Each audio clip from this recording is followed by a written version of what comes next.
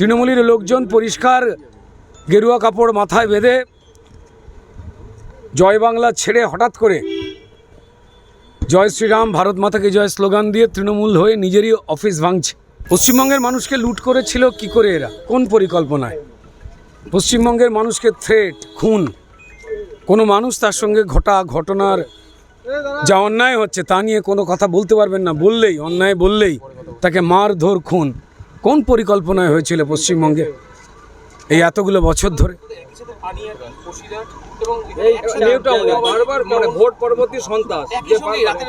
দেখুন, শুধু এইটুকু অনুমানের জায়গা করে নিন যে ভোট পরবর্তী সন্ত্রাস কারা করছে আপনারা সবাই জানেন। এবং সবথেকে বড় কথা, এই 6 ঘন্টার বিজেপি যারা হয়েছেন ফলাফল বেরোবার আগে এবং পরে হঠাৎ করে তৃণমূলের লোকজন পরিষ্কার গেরুয়া কাপড় মাথায় বেঁধে জয় বাংলা ছেড়ে হঠাৎ করে জয় শ্রীরাম ভারত মাতাকে জয় স্লোগান দিয়ে তৃণমূল হয়ে নিজেরই অফিস ভাঙছে। এই চিত্র অনেক জায়গায় ধরা পড়েছে, এই প্রমাণ সব জায়গাতেই পাওয়া গেছে। যারা তৃণমূলের দাগি ক্রিমিনাল, যাদেরকে তৃণমূল ব্যবহার করতো বিভিন্ন অনৈতিক কাজ করতে, এবং যাদেরকে পুলিশ থানার পুলিশদের দিয়ে তৃণমূল বাই প্রেসার স্যালুট ঠোকাতো, তারাই হঠাৎ করে 6 ঘন্টার বিজেপি হয়ে বলতে জয় বাংলা থেকে জয় শ্রীরাম মাথায় গেরুয়া ফেটটি মানুষকে মারছে, ধরছে। তাদের ভাববার এরকম কোনো কারণ নেই যে মানুষ বোকা, কারা করছে এগুলো বুঝতে পারছে না।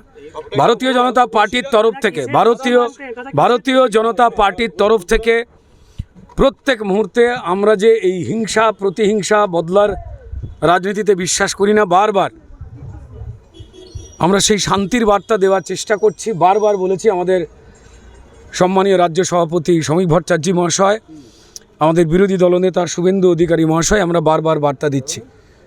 কিন্তু মুশকিলের জায়গা হয়ে যাচ্ছে যে আমরা তো বার্তা দিয়ে যাব, কিন্তু তার সঙ্গে সঙ্গে যাদের বোঝবার তারা যদি না বোঝেন তো তাহলে তো পরিষ্কার অন্যরকম মেসেজ তারা সমাজে দেওয়ার চেষ্টা করছে। শুধু এইটুকু বলবো যে তৃণমূল যে কাজ করছে, যেভাবে, শুধু ভেবে রেখে দিন পশ্চিমবঙ্গের মানুষ যে পরিষ্কার তারা যদি এই মমতা বন্দ্যোপাধ্যায়ের পরিকল্পনা মাফিক এসআইআর না করতে দিয়ে ভুয়ো ভোটের মাধ্যমে, ভোট লুটের মাধ্যমে নির্বাচন কমিশনের জন্য ভোটটা তো তারা লুট করতে পারলেন না।